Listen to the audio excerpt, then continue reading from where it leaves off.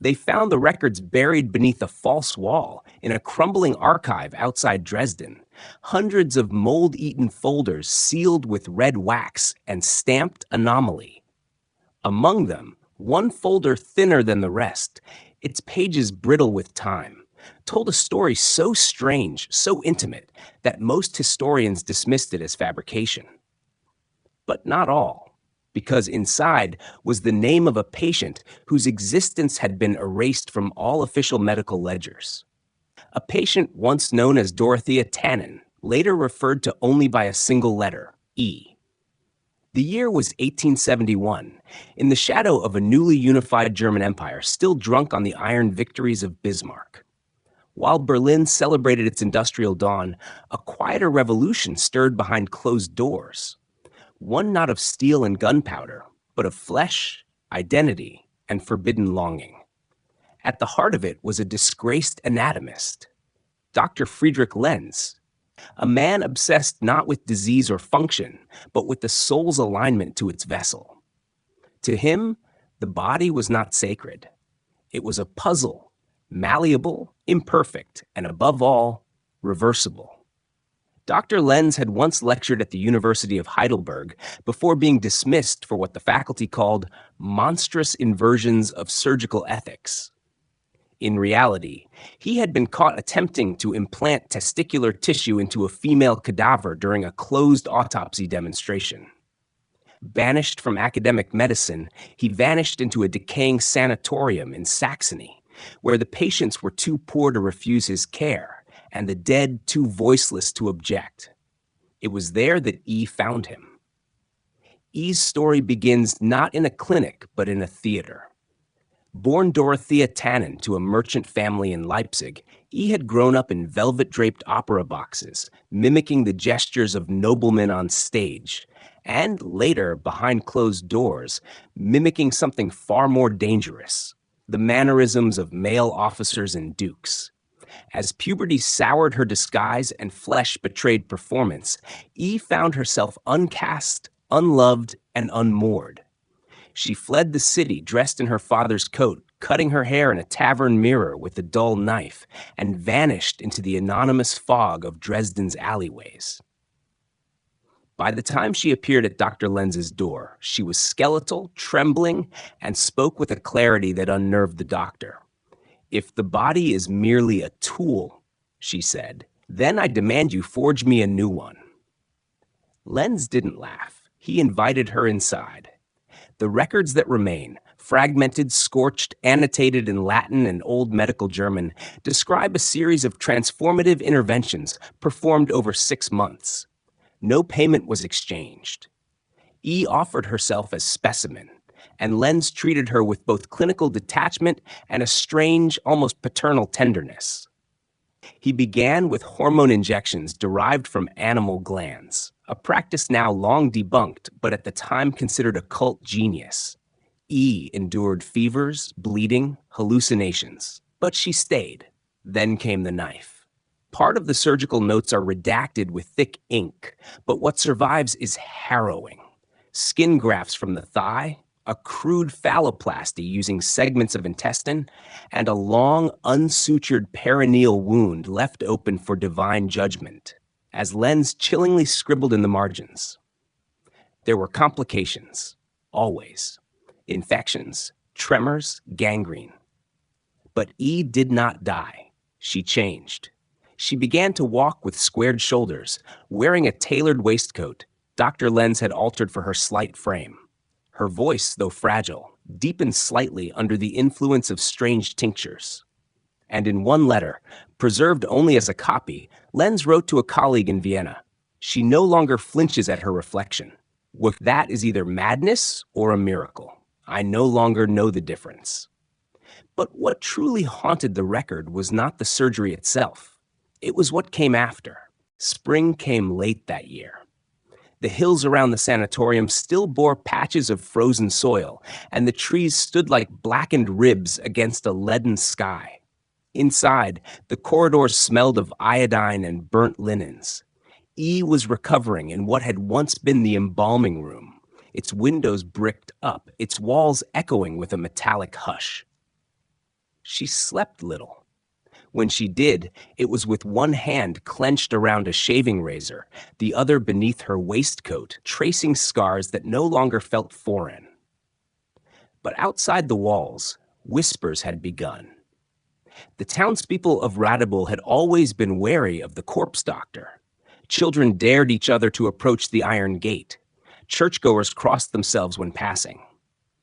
But in March of that year, something changed.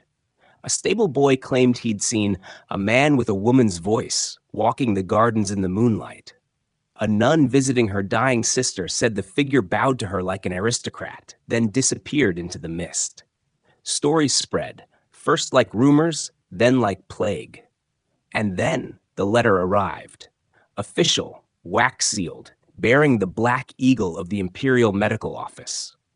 Dr. Lenz was summoned to present his findings, his creature, as the letter cruelly phrased it, before a committee of royal physicians in Dresden. It was not a trial.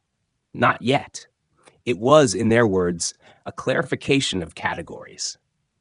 Lenz, gaunt and bitter, agreed. He shaved, he polished his old university shoes, and for the first time in weeks, he asked E if she wished to speak.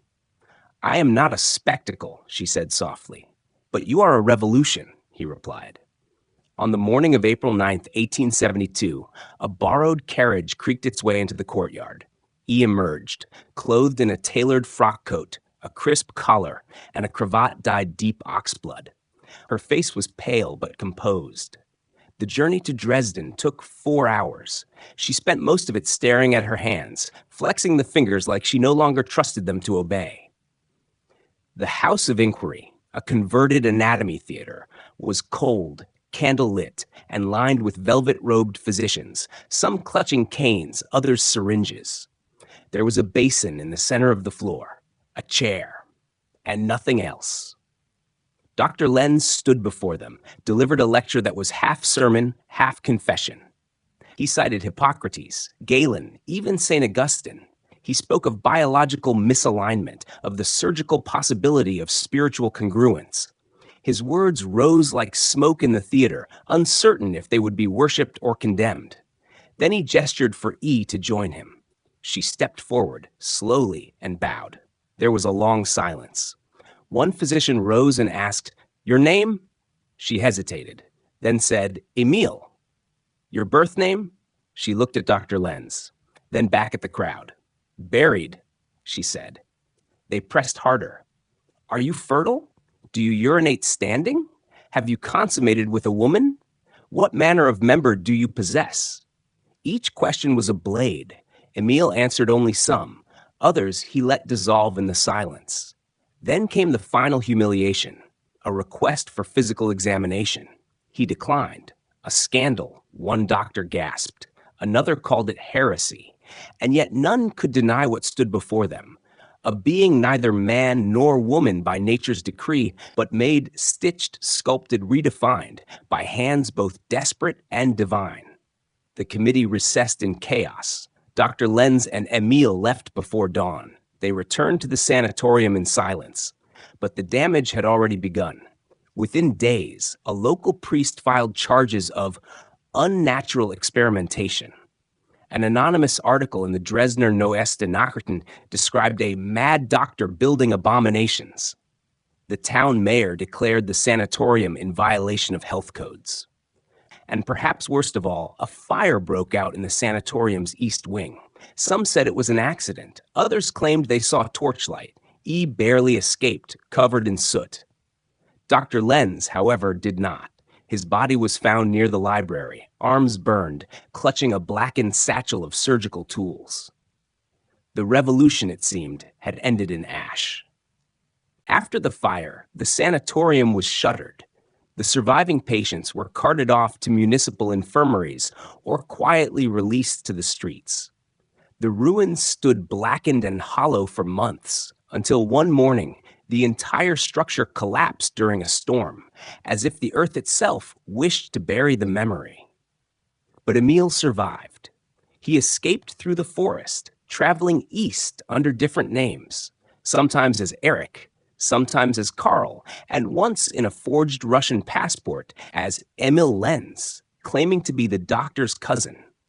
The trail he left behind is fragmented, scattered through shipping logs, hotel ledgers, and 2 letters housed today in the basement of the Museum of Medical Curiosities in Prague. They're unsigned, written in French, but bear the unmistakable voice. I am no longer confined by the symmetry of birth. The gods made mistakes. I corrected them. Let history blush if it must. In 1874, someone matching Emil's description was recorded working aboard a merchant ship bound for Alexandria. A year later, a man with similar scars was noted as a piano tuner in Istanbul. But it was not until 1877 that he resurfaced in Paris under the name Émile Durand, living above a cobbler's shop in Montmartre. He did not hide. In fact, he began writing. A slim, privately printed volume titled Le Corps Retrouvé, The Reclaimed Body, circulated among underground salons and fringe medical clubs. It described, in veiled poetic terms, the process of aligning spirit to form through incisions of mercy. Most dismissed it as metaphor. A few did not. Among those was Dr. Alphonse Barré, a rising star in surgical academia, who sent Emile a letter requesting a meeting. And perhaps fate or hubris or some cruel trick of history compelled Emile to accept. They met in a candlelit chamber beneath the École de Médecine, where Barr presented not skepticism, but awe. He called Emile an oracle of anatomy and begged him to participate in a private demonstration. Emile hesitated, but agreed, on one condition: no public record, no students, and no dissection. But Barr was not a man of discretion. 2 weeks later, a drunken conversation at a Parisian salon reached the ears of the Academy. An imposter patient, a surgical freak, was operating within the very heart of French medicine. A warrant followed. So did whispers of arrest. Emile vanished once again. This time, south. In Marseille, under yet another name, Emile T., he worked at a hospice for the dying, assisting with end-of-life care, cleaning linens, and reading prayers to those who had no family. It was here that an old nun, Sister Clemence, wrote a curious entry in her diary. He was kind. He walked like a soldier, but wept like a poet. When he undressed to bathe the sick, some turned their faces away, not out of horror, but because they saw something they could not name. But peace never lasts in stories like these. One bitter December evening, an inspector arrived from Paris. No badge, no uniform, just a sealed envelope and a revolver beneath his coat. He demanded Emile be taken in for questioning, citing fraudulent medical practice and moral corruption. Sister Clemence delayed him, offering tea. But when she returned to the hospice wing, Emile's room was empty, the window open, the cot still warm. He had disappeared once more, into myth. Years passed. Wars began and ended. Science leapt forward, then stumbled back. The world forgot the man once called Dorothea, then Emile. His surgical notes were scattered, his testimony unrecorded. And yet, something lingered. In 1912, a young German doctor visiting Cairo purchased a second-hand book from a street vendor. It was bound in worn leather, unsigned, but the title read simply, Das zerbrochene Ich, the broken eye. Inside, diagrams, surgical sketches, notes written in both French and German, and tucked within its final pages, a quote scribbled hastily in red ink. They will call me unnatural, but nature has never asked for permission. To this day, no conclusive proof links the author to Emile, and yet, among certain circles, surgeons who work in silence, historians of flesh and fate, he is known by a different name. The First. There is no grave for Emile, no stone engraved with his chosen name, no hospital bearing his mark. And yet, his fingerprints exist, smeared across pages lost to damp basements, etched in the margins of rejected textbooks, murmured through the lips of patients who never knew his face, but felt his legacy in every choice to become themselves. In the early 1930s, long after his trail had gone cold, a young Danish painter named Lily Elbe became the first widely acknowledged recipient of gender reassignment surgery. Her name made headlines. Her death in 1931, following complications from a uterus transplant, was mourned and marveled at.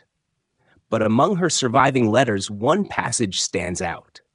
They say I am the first, but I feel a shadow with me in the mirror, a man who walked this path before me with fire instead of fame. We will never know if Lily knew of Emile. But shadows, after all, travel faster than stories. In 1945, when Allied troops stormed Berlin, a bunker beneath the Charité hospital was uncovered. Amid crates of stolen art and confiscated Jewish archives was a sealed box labeled Anomalien, vor 1900. Inside, documents burned around the edges, blood-stained, handwritten in two hands. One belonged to Dr. Lenz. The other, less neat, signed each entry simply with a dash and the letter E. Among them, one final note, undated, unsigned, but unmistakably his. What is a man? What is a woman? These were not questions I answered with thought, but with bone and blade and prayer.